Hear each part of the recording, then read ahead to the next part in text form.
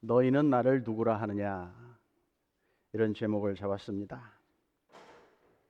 가이사랴 빌립보는 우리가 아는 것처럼 헤롯의 아들 빌립이 로마 황제를 기리기 위해서 황제의 이름 가이사, 거기에 자기의 이름 빌립을 붙여서 가이사랴 빌립보, 이렇게 이름 지은 곳입니다. 거기서는 황제를 신으로 숭배하는 그러한 일들이 있었고 큰 신전도 있었습니다. 예수님은 이런 장소에서 사람들이 자신에 대해서 어떻게 이해하고 있는지를 제자들에게 물었습니다. 제자들은 들은 대로 이야기하지요. 죽은 세례 요한이 다시 부활하여 공의를 외치고 회개를 외치는 것이 아닌가? 바알 선지자들과 싸워 이겼던 능력의 종 엘리야가 다시 돌아온 것이 아닌가?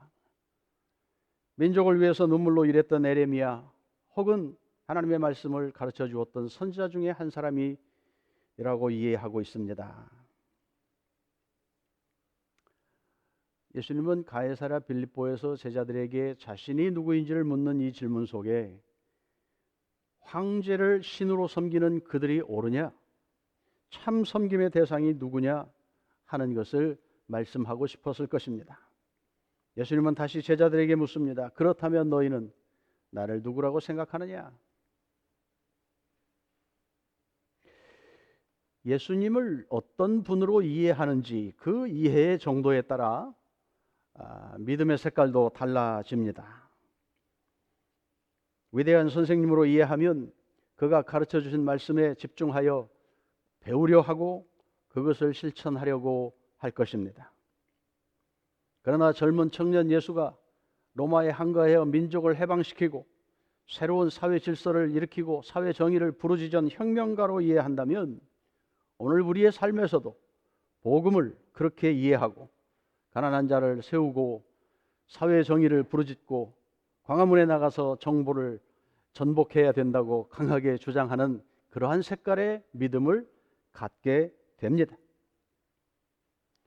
누가 옳고 누가 그르냐가 아니라 자기에게 주시는 하나님의 은혜, 그 주님의 만남의 장소, 그가 주시는 말씀을 어떤 창으로 해석하느냐에 따라서 여러 색깔의 신앙 형태가 나타나게 됩니다.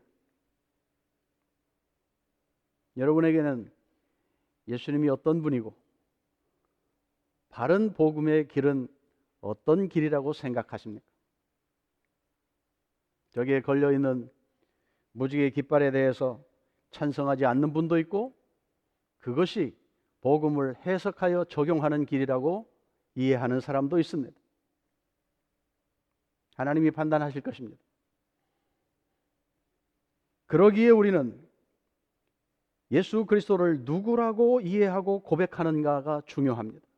베드로는 그리스도오시며 살아계신 하나님의 아들입니다, 그렇게 대답했습니다. 예수님의 칭찬을 들었죠. 네가 그렇게 말한 것 사람이 알려준 것 아니다, 하나님 아버지께서 가르쳐 주신 것이다, 그렇게 칭찬했습니다. 그리스도라는 말은 기름 부은 사람이라는 뜻입니다. 구약에는 제사장과 왕과 예언자들을 세울 때 기름을 부어 구별하고 그에게 권위를 주어 일하게 했습니다. 예수님을 그리스도라고 고백한 것은 예수님이 구원을 위해서 일하는 메시아이고 뿐만 아니라 우리를 다스리시는 왕이시고 그가 하나님의 말씀을 우리에게 전하여 하나님을 알려주는 선지자적인 기능을 가지는 그러한 메시아 되심을 고백하는 말입니다. 신앙 고백은 책을 통해서 배울 수 없습니다. 물론 누군가가 그 복음에 대한 설명을 해주고 전해주고 자기의 경험담을 들려주고 하는 것으로 인해서 도전을 받지만 또 그러한 도움들도 필요하지만 결정적으로 우리 안에서 그리스도에 대한 신앙을 우리 스스로 할 수 있는 것은 그분을 만나는 사건 속에서 만들어집니다. 그래서 하나님께서 알려주시는 계시에 의존하는 것이다, 그렇게 말하는 것입니다. 예수님 세례받을 때 하나님의 음성이 들렸습니다. 이는 내 사랑하는 아들이다, 너희는 저의 말을 들어라. 뿐만 아니라 성령께서 눈에 보이게 가시적으로 그곳에 함께 해 주셨습니다. 그래서 예수 그리스도의 공생애가 이제 하나님의 인정 아래 하나님과 함께하는 사역이 시작되고 있다는 것을 알려주셨습니다. 그가 십자가에서 고난을 당하실 때 하나님 아버지는 외면하셨지만 그 고통을 함께 겪으시고 그를 죽은 자 가운데 다시 살려내 하나님 우편에 앉히셨습니다. 예수님이 승천하신 이후에는 성령께서 오셔서 하나님께서 우리에게 향한 마음을 가르쳐 주셨고 교회를 세워 구원받은 부름받은 자들을 통하여 이 하나님의 마음이 세상에 알려지게 했습니다. 오늘 우리가 예수님을 주님으로 고백하게 된 것은 이러한 하나님의 일하심 가운데 부름받은 것이고 그 하나님을 우리가 경험하고 만남을 통하여 우리 안에도 그가 나의 주님이시고 나의 하나님이라고 고백할 수 있는 신앙 고백이 자리하게 된 것입니다. 할렐루야. 교회는 이 고백 위에 세워진 주님의 몸입니다. 이 반석 위에, 베드로가 반석이라는 말인데 베드로 위에 그렇게 해석하는 사람도 있습니다만 베드로가 했던 그 신앙 고백 위에 교회를 세우시고 부름받은 자들을 불러 모으시고 거기를 사용하여서 하나님의 뜻이 세상에 드러나고 전해질 수 있도록 사용하시는 특별한 몸입니다. 그러니 이 교회 안에서는 자연스럽고 아주 분명하게 하나님의 뜻이 무엇인지를 배우고 경험하고 실천하고 세상으로 알게 하는 그 기능을 성실하게 감당해야 하는 것이지요. 하나님께서는 예수 그리스도를 믿는 사람이면 그가 누구이든 구별하지 않고 구원해 주십니다. 그를 의롭게 합니다. 거룩하게 합니다. 교회의 일원이 되게 합니다. 음부의 권세에서 해방시켜주고 또 다른 사람의 구원을 위해서 일할 수 있도록 사용해 주십니다. 마태복음 16장 말씀을 보면 내가 이 반석 위에 내 교회를 세우리니 음부의 권세가 이기지 못하리라. 내가 천국 열쇠를 내게 주리니 내가 땅에서 무엇이든지 매면 하늘에서도 매일 것이요 내가 땅에서 무엇이든지 풀면 하늘에서도 풀리리라 말씀하셨습니다. 예수 그리스도 십자가 복음을 증거하고 삶으로 살아내는 이 일이 그것을 믿고 따라오는 사람들에게는 영생이며 거부하는 자에게는 사망이라고 하는 그 분명한 사실을 우리에게 위임하여 주신 것입니다. 그러기에 우리가 바른 신앙 고백하는 것, 믿음으로 살아가는 그 일은 우리 자신을 구원에 이르게 하는 통로가 되는 것뿐만 아니라 또 다른 사람의 구원을 위하여 하나님께서 사용하시는 통로가 된다는 중요한 일입니다. 그래서 우리가 신앙을 고백하는 것만큼 우리의 삶으로 드러내고 그 주님과 함께하는 책임 있는 신앙생활이 필요한 것입니다. 승리로울 때, 잘 나갈 때, 믿음이 우리에게 갖추어졌을 때뿐만 아니라 그렇지 않을 때라도 주님은 여전히 우리의 주님이 되셔야 하고 우리를 통치하시는 분이 되셔야 하고 하나님을 알게 하는 그러한 우리의 주님이 되셔야 하는 것입니다. 우리가 신앙생활을 할 때 대개의 경우 물론 하나님을 1대1로 직접 만나는 특별한 경우를 통하여 회심하는 경우도 있지만 대개의 경우는 사람들에게 영향을 받죠. 친구를 따라 교회를 가고 부모님을 따라 신앙생활을 시작하고 결혼하여 배우자를 통해서 함께 믿음 생활을 시작하면 그 첫걸음부터 시작하여서 우리는 사람들의 경험담을 듣고 마음이 움직여 믿음의 여정을 시작합니다. 그래서 전하는 자 없이 들을 수 없고 듣지 않고 믿을 수 없다. 그래서 복음 전하는 자의 발이 귀하고 값지다, 아름답다. 로마서 10장에서 말하고 있는 것입니다. 그러나 우리의 신앙생활을 돌아보면 늘 승리만 있을 수 없잖아요. 우리의 의지대로 시작을 해보지만 도전을 받고 새롭게 각오해보지만 우리의 형편이 그렇게 넉넉하지 않습니다. 갈등도 하고 때로는 포기도 하고 때로는 하나님의 일하심을 의심하는 과정도 겪어갑니다. 그러나 이 모든 일들을 통하여 우리는 믿음을 배워갑니다. 하나님 말씀에 보면 하나님의 부르심에는 결코 후회가 없다. 실수함이 없다. 그런 말씀이 있습니다. 내가 하나님의 뜻을 다 이해하지 못하고 믿음으로 응답하지 못하지만 하나님이 우리를 계획하시고 부르시는 데에는 결코 빈틈이 없다. 그 하나님의 인도하심과 섭리를 설명해 주는 것입니다. 하나님께서 태초 그 이전부터 우리를 계획하셨다. 우리를 부르셨다. 우리를 선택하셨다. 우리를 자녀로 삼아주셨다. 이 모든 하나님의 구원의 역사를 우리는 생각하고 지금은 인정하고 이해가 됩니다. 그러나 우리의 믿음 생활 처음 시작할 때는 그 말을 해주어도 이해가 되지 않지요. 그래서 신앙의 여정에는 여러 시간과 과정과 경험들이 필요한 것입니다. 때로는 우리가 넘어지는 경험도 우리를 겸손하게 하고 그 하나님을 가까이 경험하는 신비로운 체험이 우리를 자신 있게 하고 절벽 같은 절망감을 맛보면서도 그곳에 신랄 같은 하나님의 도움의 별빛이 비춰지는 것들을 경험하면서 우리는 그 하나님을 점점 신뢰하고 믿고 어떤 형편에서든지 그분이 나의 주님 되심을 붙들게 되는 믿음으로 나아가는 것입니다. 성자 예수님은 그 하나님의 구원 계획을 이루기 위해서 몸으로 십자가에서 대신 죽으셨습니다. 그 구원을 이루어내셨습니다. 성령께서는 예수 그리스도의 그 사역을 우리에게 적용시키며 구원을 보증해 주시고 우리가 믿음으로 살 수 있도록 격려하시고 힘을 주시고 도와주십니다. 이런 하나님의 섭리, 인도하심, 함께하심, 이것들을 통하여 우리는 주님을 더 깊이 알아가는 것입니다. 어떨 때는 우리 스스로 믿음 생활하는 것 같지요. 우리가 노력해서 무엇을 이루는 것 같기도 합니다.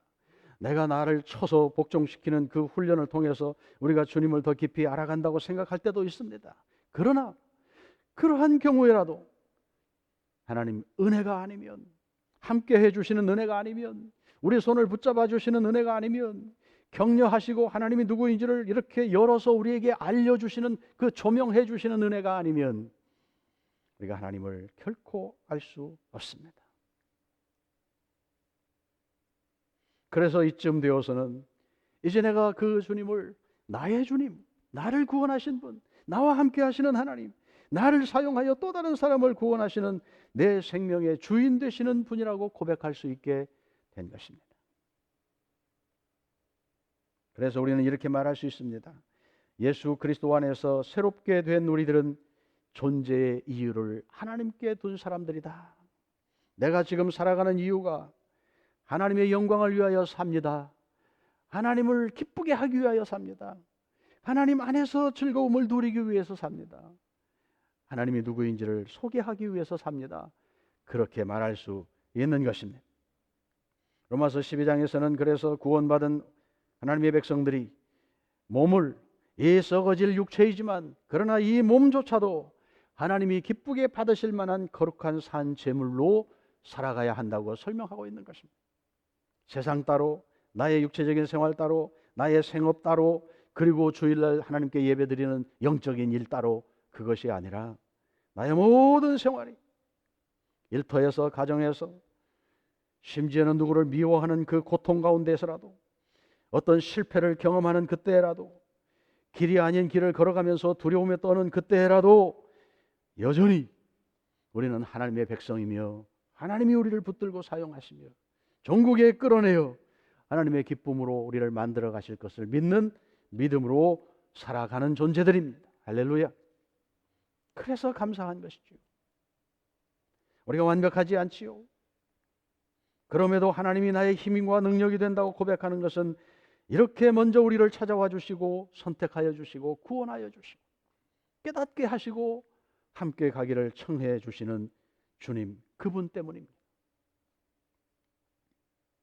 주일만 예배드리는 것이 아니라 날마다 일상을 하나님이 받으시는 예배가 되도록 살기 위하여 우리는 노력합니다.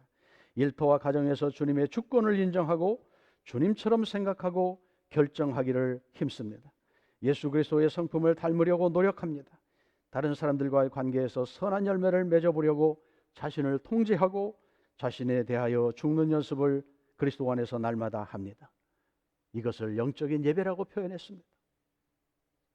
그런데 이것이 그저 되어지는 것이 아니라 12장 3절을 보면 죄와 탐욕과 허영으로 가득한 세상의 가치에서 벗어나 그리스도의 마음을 품는 일에서부터 시작이 된다고 설명합니다.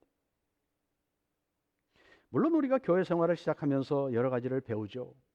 주변에 좋은 영적인 친구들, 또 우리를 가르쳐 주시는 선생님들, 그렇게 영향을 주고받는 구역원들, 이런 과정들을 통해서 배워갑니다.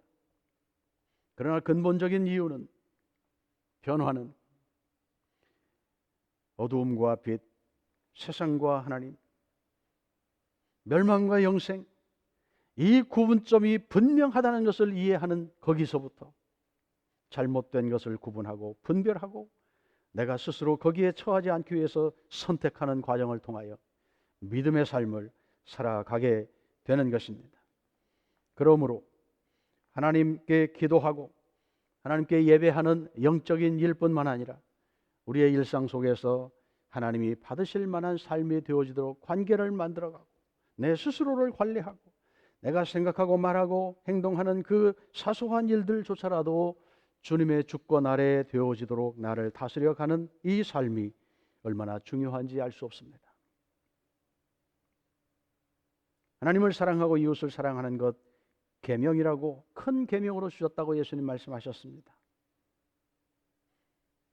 또 오늘 로마서 12장을 보면 바울은 구원받은 하나님의 백성이 산 제물로 하나님께 드려지는 생활의 예배는 어떤 것들이 있는지를 하나하나 이야기하고 있습니다. 제가 읽어보겠습니다. 3절 6절에서는 분수를 지키고 믿음의 분수를 지키고 서로 섬겨라. 9절에서 악을 미워하고 선에 속해라. 형제를 사랑하고 우애하고 존경해라. 11절에 부지런히 주를 섬겨라. 12절 소망 중에 즐거워하고 환난을 참고 기도해라. 13절 성도에 쓸 것을 공급하고 서로 대접해라. 14절 박해하는 자들을 오히려 축복해라. 15절 즐거워하는 자와 함께 즐거워하고 우는 자와 함께 울어라. 16절 스스로 지혜 있는 척하지 말아라. 17절 악을 악으로 갚지 말고 선을 도모해라. 18절 모든 사람과 더불어 화목해라. 20절 21절 원수 갚는 일 하지 말고 선으로 악을 이겨라. 좋은 말들이지요. 그런데 우리의 삶에서 이 말씀 따르기 그렇게 쉽지 않다는 것 우리가 경험하며 삽니다. 그래서 이것이 우리가 추구해야 하는 삶의 원칙이라는 것을 늘 기억하고 그 말씀이 우리를 이끌어갈 수 있도록 그렇게 자신을 맡기는 작업이 날마다 필요한 것입니다. 성령의 도움을 구하며 나의 힘으로는 불가능한 그 일을 하나님이 도와주셔서 삶의 그 모든 영역에 하나님의 것, 하나님이 받으실 만한 것, 그렇게 살아갈 수 있기를 소망하는 것이지요. 이것이 영적인 예배. 하나님께 기도하고 말씀 묵상하는 일만큼 우리의 성품을 훈련하는 일도 필요합니다. 화날 때 제어하고 내뱉는 말, 그것 관계를 망치지 않도록 그저 참고 인내하고 마음에 들지 않는 사람도 인정하고 서로 사랑하려고 하고 그저 되지 않는 그 일이지만 주의 말씀으로 무게 있게 받고 자신을 얽어매 순종하는 아버지 앞에 순종했던 예수 그리스도의 겸손의 마음, 그것을 품고 살아가는 것, 그것이 우리의 생활의 모토가 되어야 하는 것입니다. 우리가 아는 것처럼 구약의 제사에는 대신 죽어서 피 흘리는 희생 제물의 피가 있었습니다. 예수 그리스도께서 하나님의 희생양이 되어 십자가에서 피 흘려 주심으로 우리의 죄가 씻어졌다는 것을 믿습니다. 예수님이 우리를 위한 희생 제물이 되었다는 것이지요. 그렇다면 이제 구원받은 우리들이 누군가를 위하여 그러한 희생 제물이 되어야 할 차례라고 하는 것을 인식해야 합니다. 더 많은 은혜와 복을 구합니다. 그러나 이미 받은 은혜가 크고 넘치는데 또 다른 사람을 위한 책임을 우리가 인지한다면 하나님의 의지가 무엇인지를 알고 감사하며 희생하고 봉사하는 거기에 마음을 두고 살아가는 것입니다. 이웃을 유익하게 하는 것, 하나님을 기쁘게 하는 것, 이것은 우리가 함께 노력해야 할 예배자의 태도입니다. 다른 사람에 대한 관심, 배려, 요즘 참 어느 때보다도 많은 것이지 아닌가 싶습니다.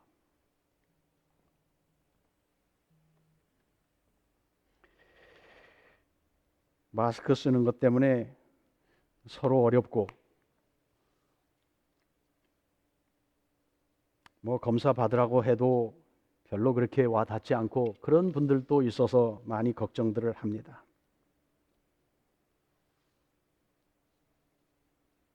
지난 주간에 우리 성경 공부하면서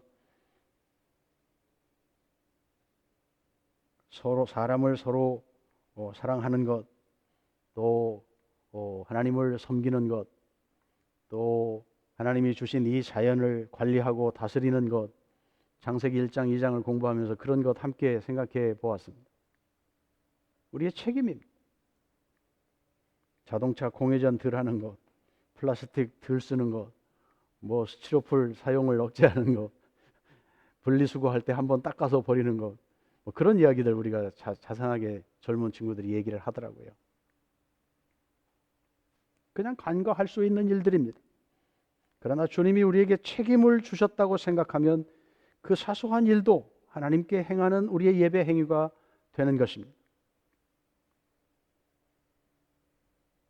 조국을 위해서 기도하는 일, 선교사님들을 위해서 함께 기도하고 정성을 나누는 일, 하나님께 행하는 작은 일들이지요. 오늘 우리가 믿음으로 산다고 하는 것은 교회 안에서만이 아니라 우리의 생각과 우리의 일상 속에서 하나님을 인정하고 그 하나님의 뜻을 실천하기 위하여 살아가는 삶의 과정이라고 하는 것을 우리가 다시 주님에 대한 이해를 연결하여 각오하고 다짐하고 실천해 나갈 수 있기를 원합니다. 빌리 그레이엄 사모님 묘비에는 이렇게 써 있답니다. End of construction. Dash. Thank you for your patience. 공사 끝. 기다리고 참아 주셔서 감사합니다. 이 말이 하나님께 행한 말일까? 사람들에게 행한 말일까 생각해 보았어요. 부족합니다. 늘 길을 고치는 공사 중 팻말처럼 우리의 인생에 하나님이 우리를 만지시고 때로는 때려 부수고 다시 세우고 하나님의 것으로 만들어가는 과정 속에 살아가는 우리들이 완전하지 않지만, 다 이루었다고 말할 수 없지만 마지막 날에는 이렇게 쓸 수 있겠죠. 공사 끝. 하나님 이제 나 완성품 되었습니다. 하나님 받아주십시오. 그 말로도 우리가 해석할 수 있을 것 같아요. 우리의 속사람, 우리의 겉사람, 살아가는 삶의 과정, 관계, 내가 추구하는 삶의 목적, 내뱉는 말, 그 모든 것들이 주님 앞에서 드려지는 예배로 그렇게 살아갈 수 있게 되기를 원합니다. 이런 신앙 고백이 될 수 있다면 주님이 베드로를 칭찬하신 것처럼, 그래, 네 생각 아니고 성령께서 주신 마음이구나, 잘했다, 그렇게 칭찬해 주실 것입니다. 오늘 예수님 뒤따라가는 우리 모두가 정말 예수님 누구일까? 나에게는 누구인가? 내 가정에는 어떤 분인가? 우리 교회는 어떤 그러한 주님으로 비춰지고 있는가? 이것들을 순간순간 점검하며 믿음의 승리가 함께 맛보아질 수 있기를 원합니다. 기도합시다.